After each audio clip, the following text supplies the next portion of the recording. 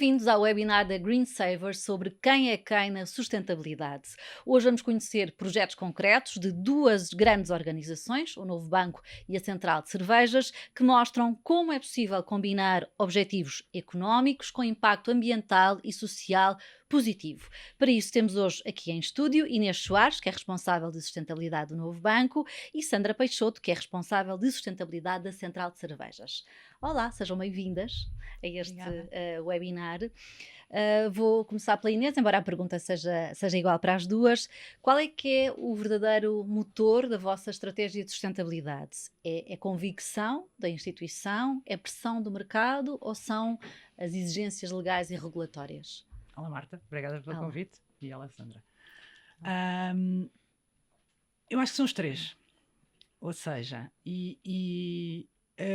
atualmente até diria que nenhum mais forte que o outro. Do ponto de vista da banca, eu acho que todas as grandes empresas têm uma pressão regulatória grande para acelerar temas de sustentabilidade, nomeadamente através do reporte. A banca, em específico, tem não só através do reporte, como uma série de requisitos impostos pelos supervisores e reguladores bancários para integrar a gestão de riscos no seu negócio, principalmente a gestão de riscos. Obviamente, também há um repto de no fundo, sermos o motor do financiamento à transição das empresas, mas numa ótica de gestão de riscos, isto teve um impacto muito grande no nosso modelo de negócio. Dito isto, e exatamente porque, do ponto de vista de gestão de riscos, isto teve um impacto muito grande no nosso negócio, é também um motor interno e de efetivamente sermos mais eficientes, sermos melhores a gerir o nosso negócio. E depois há já a procura por parte dos clientes, principalmente das empresas, para fazerem efetivamente investimentos, quer para a mitigação das alterações climáticas, nomeadamente para a transição energética, quer até, no momento em que gravamos o tema das alterações climáticas e dos impactos que eles têm de eventos severos climáticos é cada vez mais evidente e, portanto, quer para a adaptação dessas próprias empresas, das suas infraestruturas, das suas estruturas e dos seus modelos produtivos para poderem melhor responder a estes eventos. Mas depois também temos do lado de investidores, quer de investidores em dívida do novo banco, quer de investidores particulares que investem connosco, já há muitos clientes que procuram investimentos com impacto e por isso também do lado dos clientes e dos investidores e do mercado em si há essa pressão, por isso É um pouco de tudo, no é um fundo. pouco de tudo.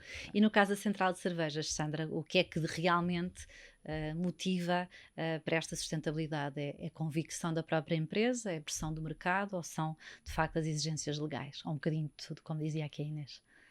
No caso da Central de Cervejas e Bebidas, é efetivamente uma convicção estratégica.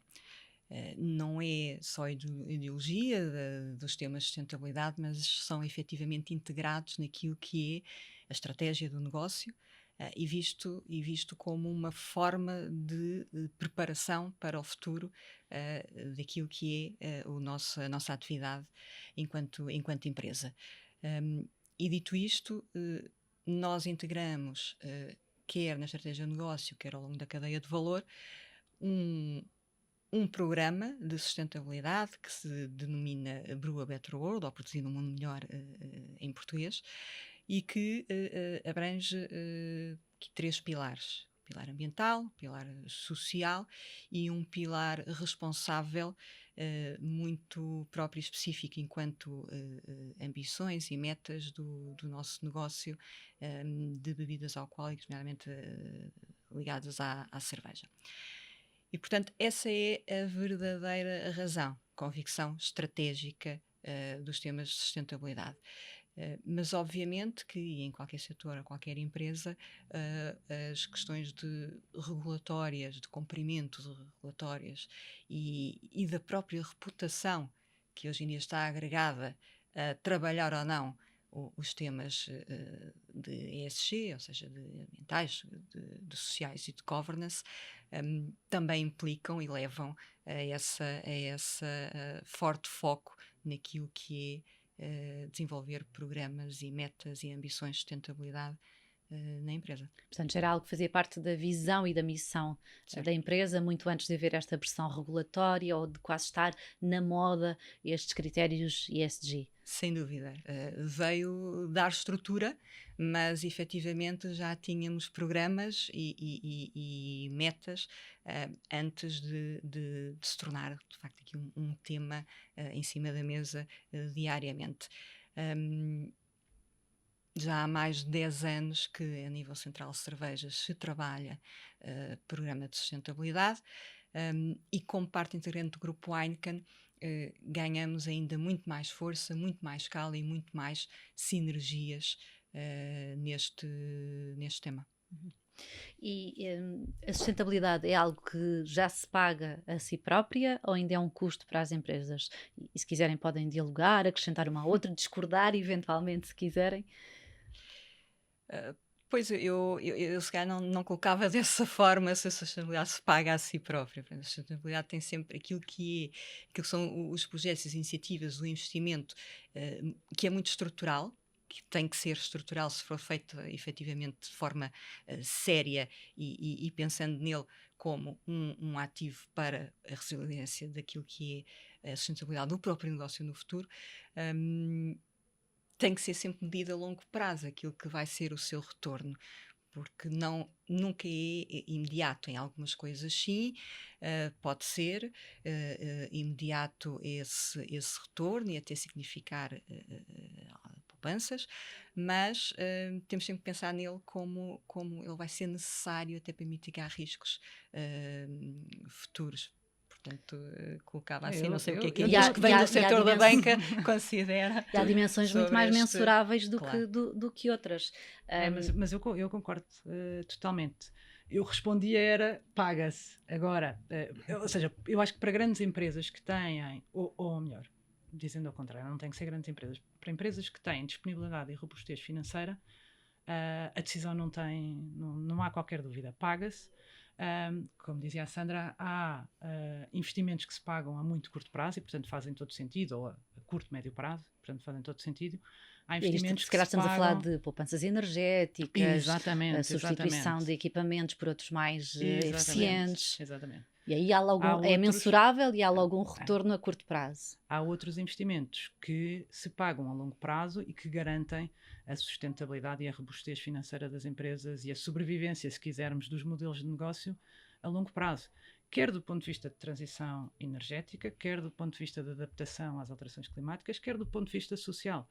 Há uma série de temas, quer de impacto na comunidade onde as empresas estão inseridas e, portanto, de aceitação da comunidade sobre ou das comunidades sobre essas empresas, quer, provavelmente mais importante, do ponto de vista daquilo que é a atuação junto dos seus colaboradores e junto dos clientes, que é importantíssimo também para a resiliência da empresa e para a capacidade de inovar da empresa a longo prazo, que são toda a atuação relativamente a colaboradores, por exemplo, quer do ponto de vista de trabalho efetivo para contribuir para a igualdade de género, ter outros temas de diversidade e de inclusão que fazem com que aquele seja um espaço e seja uma cultura, seja uma organização onde as pessoas querem estar e, portanto, por essa via conseguimos atrair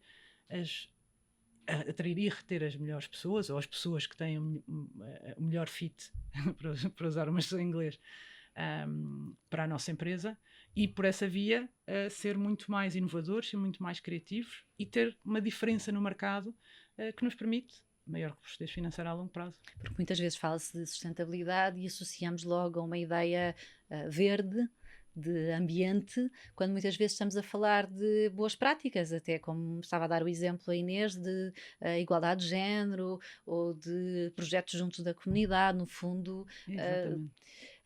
Há pouco, voltando aqui à questão, à questão do preço, se calhar, como a Inês dizia, uma grande empresa vê facilmente como um investimento porque vai ter o retorno rapidamente, uns a curto prazo, outros a longo prazo, mas se calhar uma PME, que é a maior parte do tecido empresarial em Portugal, vê como um custo ou como uma obrigação regulatória. Mas também é aí que entra a banca, com o chamado financiamento verde.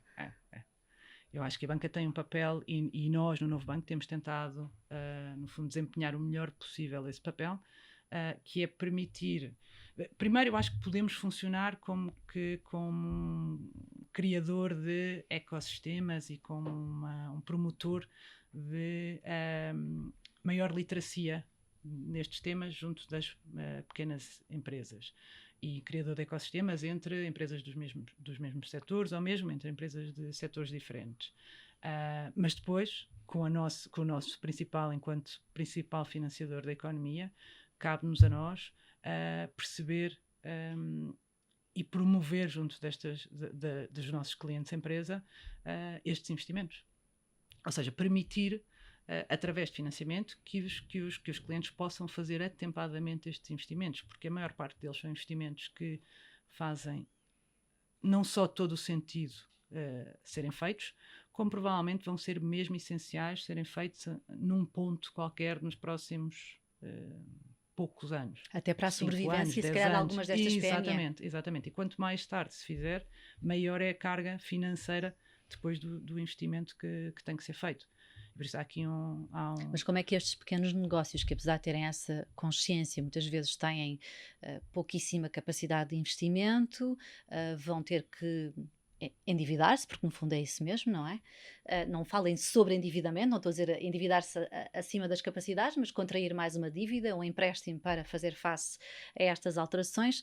Como é que depois vão equilibrar a rentabilidade e a sustentabilidade do próprio negócio com este investimento em sustentabilidade? Eu diria que a chave essencial é integrar estes temas, como dizia a Sandra, no planeamento estratégico. Qualquer empresa faz um plano de negócios e faz um plano de negócios plurianual, seja 1 ano, a 2 anos, a 3 anos, a 5 anos. Se fizer só 1 ano, é uma má prática de gestão. Mas aí já estamos a falar de um nível de profissionalização, desculpa interromper, que nem sempre existe no tecido empresarial em Portugal, não é? Na maior parte das empresas bem geridas, há planos de negócio a mais do que 1 ano, não é? Ou seja, as empresas sabem. Quando eu digo planos de negócio, não tem que ser um plano de negócio estratégico de crescimentos, de ir para outros mercados. Um plano de negócios que implique perceber quanto é que eu espero faturar durante os próximos anos, qual é que é o investimento que eu tenho que fazer durante os próximos anos. Se eu integrar estas preocupações e estes temas no meu plano de negócios, que é já algo que as empresas fazem naturalmente, eu consigo fazer esta previsão, porque a maior parte destes investimentos são investimentos que são investimentos produtivos. O que é que eu quero dizer com isto? Todas as empresas têm, de X em X tempo, que renovar, vou chamar a sua infraestrutura produtiva, para permitir estar a falar de empresas de produção, como o seu capital. Vou dar um exemplo muito simplista. Uma fábrica, se calhar, vai ter que passar a ter mais automação, ou se calhar vai ter de incorporar daqui a algum tempo inteligência artificial para continuar a ser competitiva. Claro que sim. Mas essa fábrica já iria ter que fazer uma evolução nos seus processos normais, não é? As máquinas têm desgaste, não é? Todas as máquinas têm que ser substituídas a determinada altura. É óbvio que em alguns casos, e em muitos dos casos, isto implica um investimento adicional, mas é incremental, ou seja, não estamos a falar de um investimento completamente novo e, por isso, se fizermos este planeamento, é possível integrar estas preocupações com um impacto financeiro relativamente controlado ao longo dos tempos. Não é? O meu ponto era mais, Inês, até que ponto é que alguns empresários têm noção que, por exemplo, substituir a maquinaria é sustentabilidade também. Eu acho que cada vez mais tem essa noção. Cada vez mais há essa noção. Eu já trabalho nesta área da sustentabilidade há mais de 7 anos, ou à volta de 7 anos. E quando comecei a falar com empresas sobre este tópico, era sempre isto são custos adicionais que nós não temos capacidade para fazer. Hoje em dia é completamente diferente. E, aliás, há no mercado, e quando falamos em temas de máquinas industriais, a própria evolução da tecnologia foi natural e os empresários têm essa noção, que é todas as máquinas novas que compram são muito mais eficientes que as anteriores, e por isso isto já é uma coisa muito mais... é um conhecimento que já está muito mais espalhado. Agora, há custos que para as pequenas empresas são custos muito significativos. Ter uma equipa de sustentabilidade não é, como nós temos no Novo Banco, ou como tem a Central de Cervejas, não é algo que uma pequena empresa possa ter. Ter alguém E se calhar nem completamente fará dedicado. sentido ter só uma equipa dedicada a isso numa PME que se calhar tem 10 colaboradores, Exatamente, não é? exatamente. Mas cria uma pressão maior para que as pessoas façam, para além daquilo que já faziam, adquiram novo conhecimento e tenham carga adicional em cima e funções adicionais e atividades e tarefas adicionais. Sandra, há pouco falávamos de moda, que a sustentabilidade é um pouco moda também, e a Sandra explicava que na Central de Cervejas e Bebidas já há pelo menos há 10 anos que isto faz parte da missão e da visão da empresa. Como é que se mostra não só aos vossos colaboradores, como aos consumidores e ao mercado, que de facto é sustentabilidade e não é uma manobra de greenwashing, por exemplo?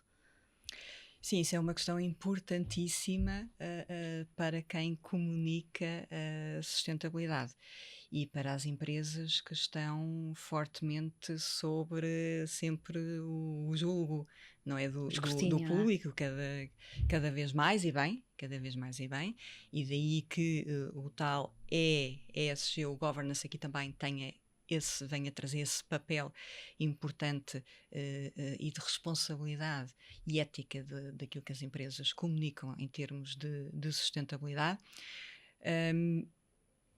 E nós, na Central de Cervejas e Bebidas, também sempre tivemos essa noção e esse cuidado em comunicar, por vezes, se calhar menos, mas comunicar sustentadamente e com evidências. Portanto, aquilo que nós comunicamos tem necessariamente que estar evidenciado para que seja escrutinado publicamente. Ou seja, esperam, por exemplo, pelos resultados de uma medida para poderem anunciá-la e dizerem nós fizemos isto e tivemos estes resultados. Sim, posso lhe dizer que, por exemplo, a nível do report e daquilo que é o report, ainda que também seja global a nível do grupo Heineken e não local, mas contribuímos com as nossas informações para, tudo é previamente auditado. Portanto, nós temos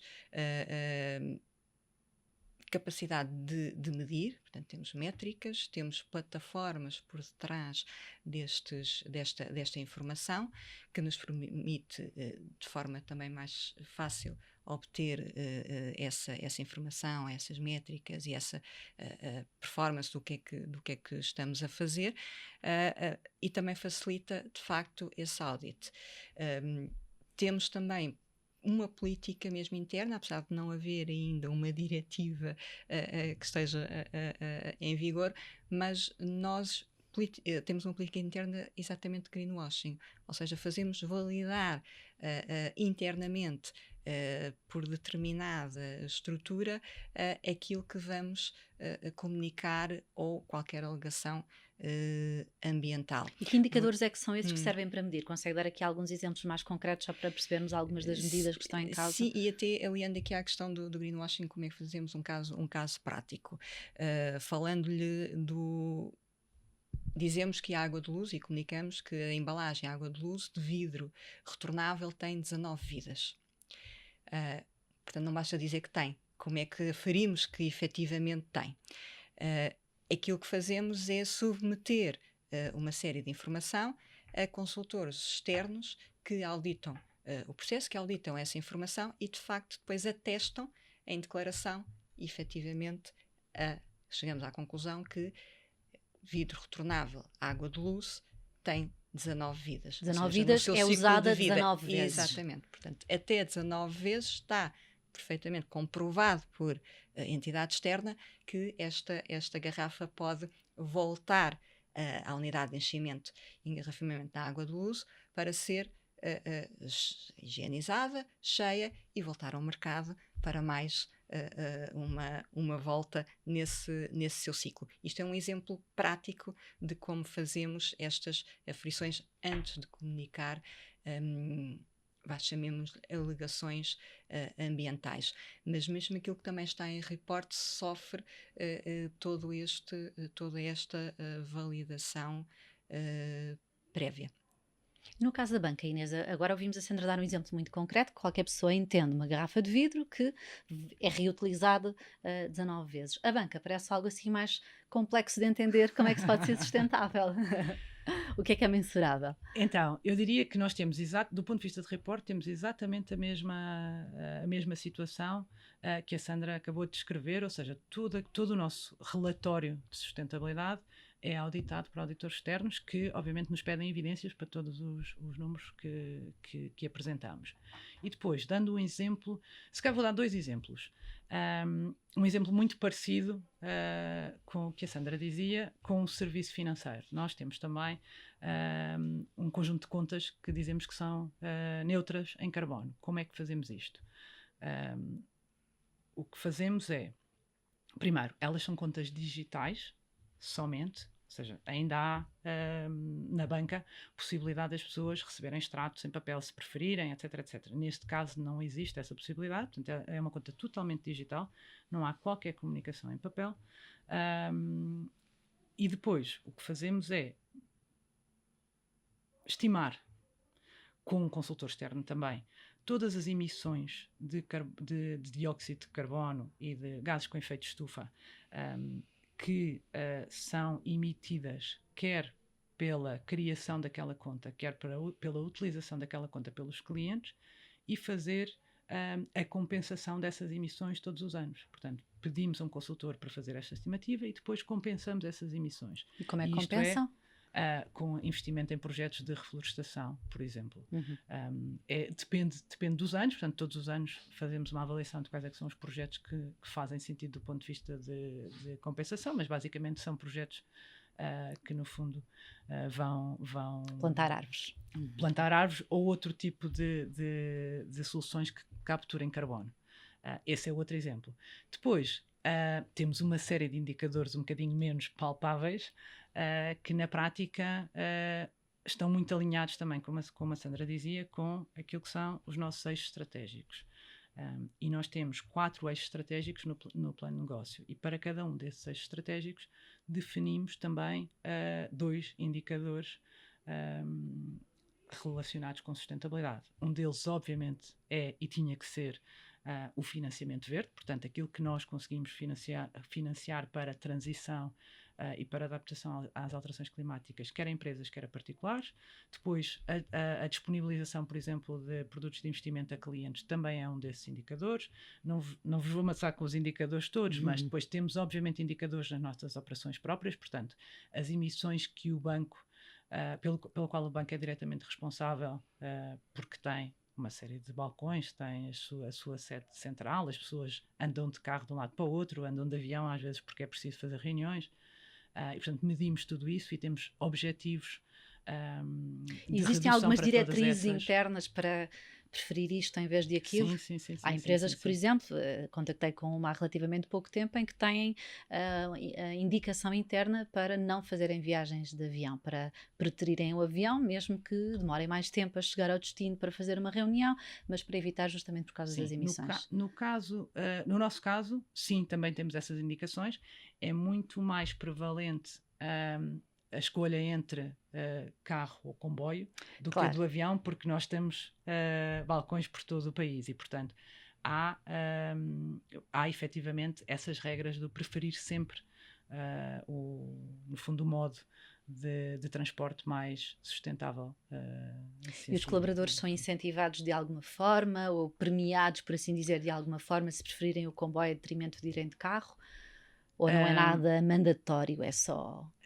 Nesse exemplo concreto não, mas posso lhe dizer, por exemplo, que temos efetivamente uma forma de premiar escolha. Nós temos vários colaboradores com carros de frota, por assim dizer, porque temos comerciais que se deslocam e temos uma série de colaboradores que têm carros do banco. E a escolha por carros elétricos ou híbridos é premiada, ou seja, há um plafond maior para estes carros versus carros a combustível, e fizemos uma evolução enorme nos últimos anos relativamente à nossa frota. Mais de 50% da nossa frota hoje em dia é já elétrica ou híbrida.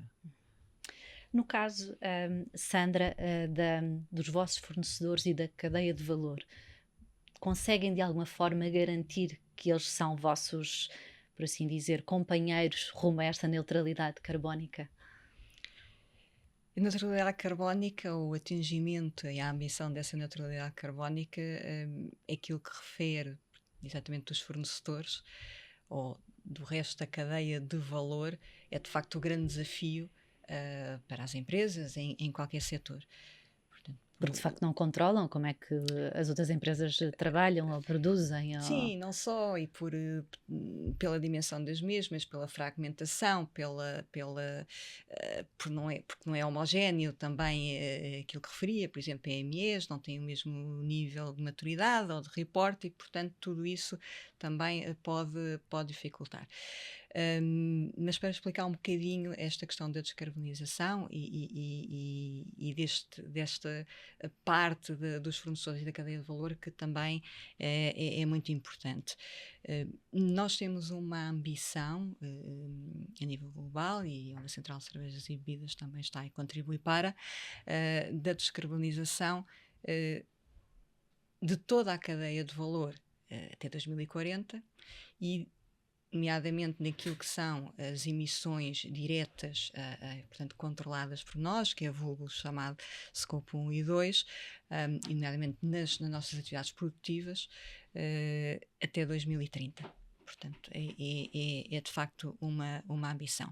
E o nosso foco tem sido exatamente primeiro naquilo que nós controlamos e naquilo que podemos já chegar então à neutralidade carbónica, com uma mudança muito estrutural e de paradigma, como venho a dizer desde o início da nossa conversa.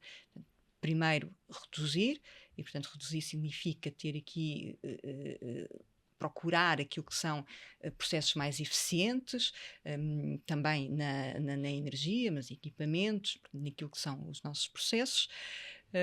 Depois substituir significa toda esta transição, nomeadamente de combustíveis fósseis para energias renováveis, e que tem sido um foco destes últimos anos para nós, com um marco, por exemplo, que para nós foi muito importante, em 24, que conseguimos que 100% da nossa eletricidade usada nas atividades de produção já era oriunda de fontes renováveis e, portanto, continuamos com este objetivo, seja por via da instalação de centrais fotovoltaicas dentro de portas, na nossa unidade de engarrafamento de água de uso e na central de cervejas e bebidas, na nossa unidade de Via Longa, seja por garantias de origem ou por contratos de fornecimento de energia de parque eólico. E, portanto, isso garante-nos esse atingimento do 100% de eletricidade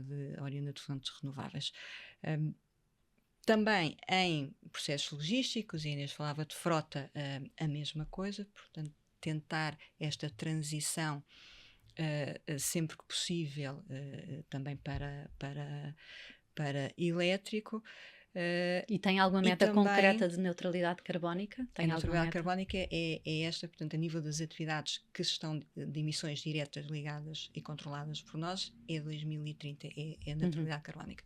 A cadeia de valor que falava e que perguntava, portanto, é 2040. E essa é toda uma outra parte que envolve, no nosso caso, estamos a falar desde a agricultura, de processos agrícolas, porque a cevada é um dos principais ingredientes da cerveja, até a equipamentos de frio, às embalagens, que é outro foco que nós temos dado dentro deste scope de iniciativas para atingimento da neutralidade carbónica, da preferência pelas embalagens retornáveis, de vidro, das nossas marcas bandeiras, como Cerveja Sagres e Água do Uso, também por ecodesign, pela reciclabilidade das embalagens, pela redução daquilo que é, por exemplo, plástico nas nossas embalagens de PET, e que conseguimos projetos já mais de 800 mil toneladas de redução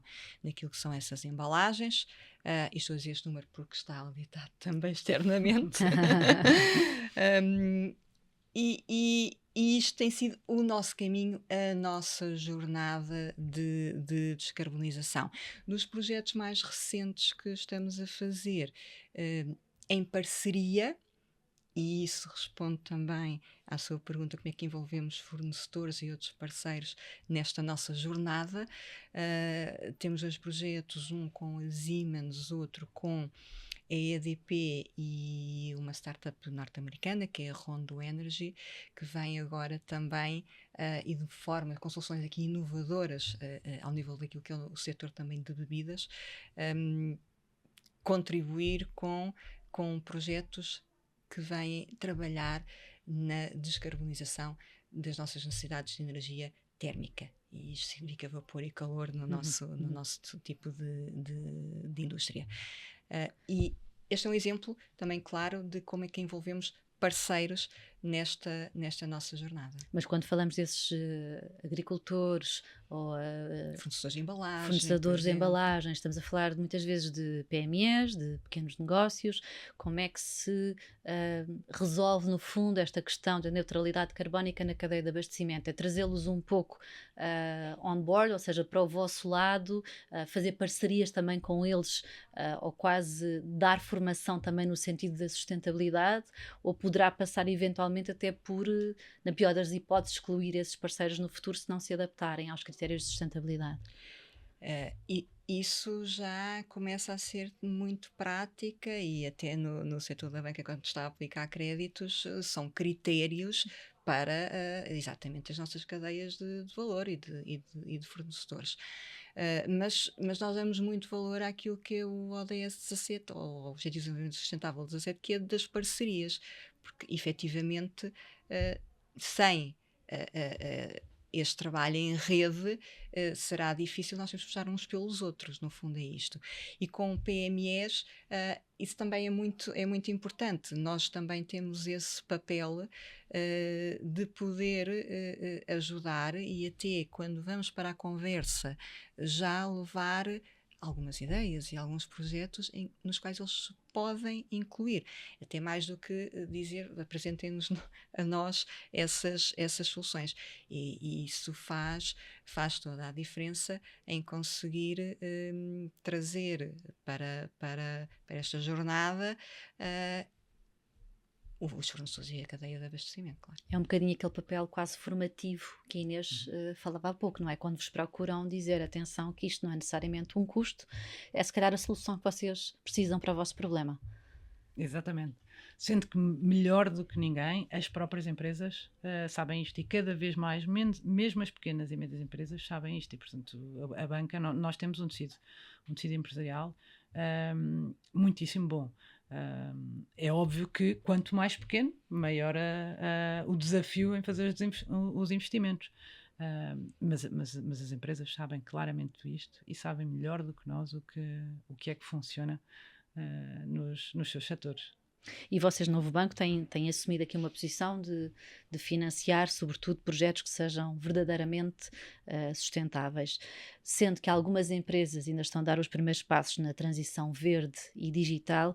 Como é que vocês, Novo Banco, fazem esta avaliação e este, no fundo, equilíbrio entre aquilo que é a sustentabilidade, a necessidade de inovação e a viabilidade económica também dos projetos? Então, eu diria, nós seguimos, se quisermos, 2 princípios base. O primeiro é, não há sustentabilidade ambiental, se quisermos, ou não há sustentabilidade sem sustentabilidade financeira. Uhum.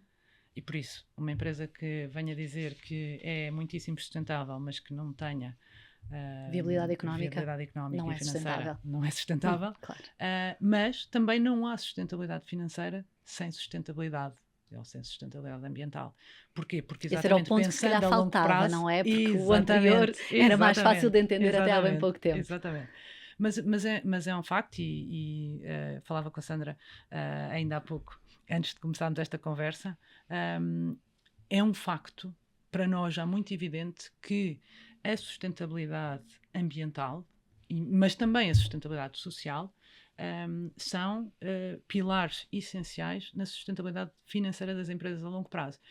E esta foi a transformação grande de modelo de negócio da banca que foi feita nos últimos anos e que continua a ser feita, ainda há muito pela frente para fazer, que é, efetivamente, nós avaliamos hoje em dia muito melhor os desafios e a capacidade que as empresas têm de fazer face a esses desafios ambientais e sociais que existem em cada um dos setores e, portanto, se quisermos, a maturidade e a robustez financeira, a maturidade da empresa nestes temas, o impacto que estes temas podem ter no seu negócio e, portanto, o impacto no limite financeiro que podem ter na empresa e a capacidade e a robustez financeira que a empresa tem para os endereçar.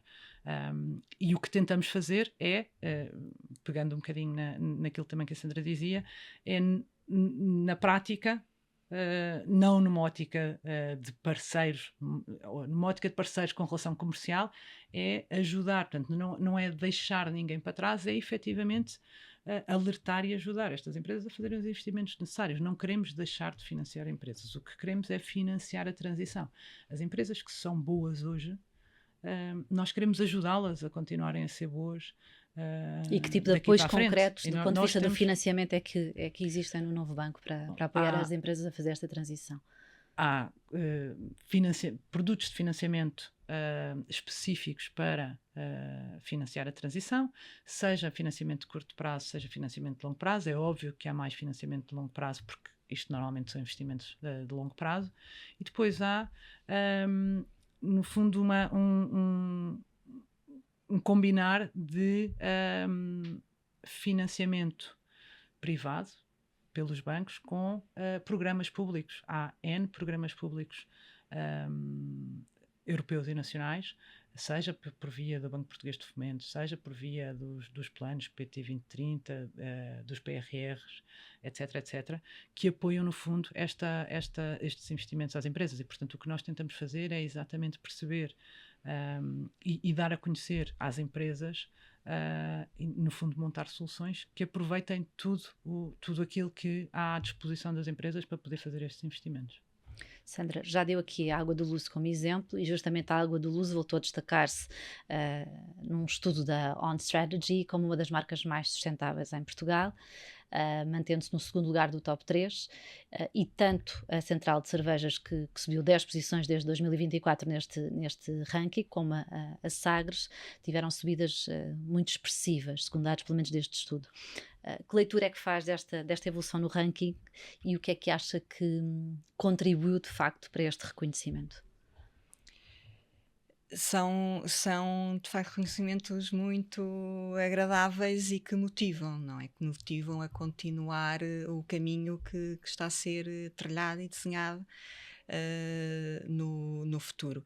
E penso Sentem que existe esse reconhece. reconhecimento por parte dos consumidores? Pois, penso que sim. Portanto, sim, reconhece esse esforço que é feito pela empresa, pelas suas marcas, em trilhar este caminho de sustentabilidade. A Água de Luz, por exemplo, em concreto, tem desde sempre, desde a sua origem, integrado temas de sustentabilidade quando não se falava em sustentabilidade. A proteção do recurso hidromineral da água de uso é algo importantíssimo e que a água de uso faz desde sempre. Até para a sua própria sobrevivência do produto e do negócio. Como dizíamos, a sustentabilidade do próprio negócio também. Mas isto implica, de facto, a preservação da biodiversidade, do chamado capital natural, e é o espaço natural da água de uso para fazer as suas iniciativas dentro das áreas de sustentabilidade, sejam elas ambientais, sociais ou responsáveis, mas que depois é reconhecido exatamente pelo consumidor. E isso é muito motivador para as marcas. Mas também se faz quando as marcas, efetivamente, aquilo que comunicam ou que agregam para si como objetivos de sustentabilidade, lhes é intrínseco, lhes é natural. Não é algo que não são causas que se calhar vão integrar, é algo que faz parte daquilo que é o seu ADN enquanto marca. Já aqui dissemos também que sustentabilidade também passa pela pela diversidade, pela inclusão, passa, por exemplo, por estarmos 3 mulheres a esta mesa. No que diz respeito a projetos comunitários e sociais, vocês também têm uma presença ou projetos nesse sentido? Sim, o pilar social é um pilar que também não pode ser descurado naquilo que é um programa de sustentabilidade. No nosso pilar social, nós temos duas grandes ambições. Uma que é, de facto, desenvolver uma cultura de diversidade, de inclusão, de equidade, mas também de segurança. eh, e outra ambição que é gerar impacto positivo nas comunidades onde estamos inseridos. E que projetos concretos é que pode dar como exemplo? Posso dar um exemplo que foi até reconhecido também agora há pouco tempo pela APCE, portanto, a nível de comunicação empresarial, Associação de Comunicação Empresarial, que é o Reconectar. O Reconectar é um programa que já vai na sua segunda edição, um programa de capacitação profissional e de empregabilidade, em parceria com a ARES, que é a Associação Uhum. de Restauração e Hotelaria em Portugal, com o Turismo de Portugal, através da Escola de Hotelaria e Turismo de Lisboa, e a Associação CAIS, que é nosso parceiro de longa data, para outro projeto que nós apoiamos, que é o Futebol de Rua, um projeto de inclusão social através de desporto. E este programa Reconectar veio, mais uma vez, trazer as parcerias para conseguirmos chegar e impactar mais. Este programa alia aquilo que é uma necessidade de pessoas em situação de vulnerabilidade por alguma situação, ou de emprego também, ou de desemprego já de grande Longa duração, duração. e que a Associação CAIS, enquanto nossa parceira, identifica essas pessoas, e através da Escola de Hotelaria e Turismo de Lisboa, a quem agradecemos também estar juntos connosco neste projeto, forma em restauração, portanto no setor em curso de restauração, para fazermos face a uma necessidade em Portugal e neste setor, que é naquele onde operamos enquanto Central Cervejas e Bebidas, o chamado canal Horeca, portanto os cafés, restaurantes, terem acesso a mão de obra, mas qualificada, porque estas pessoas têm um certificado profissional por parte da Escola de Hotelaria. Portanto, aliamos aqui estas necessidades para conseguir impactar e gerar impacto. E mesmo que no final do estágio que também têm depois da sua formação teórica, não haja possibilidade logo de emprego, haverá com certeza mais tarde, e têm um instrumento já curricular e na sua bagagem para poder abrir outras portas naquilo que é depois o seu percurso de vida.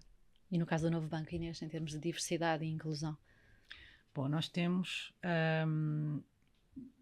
muitos projetos de longa data.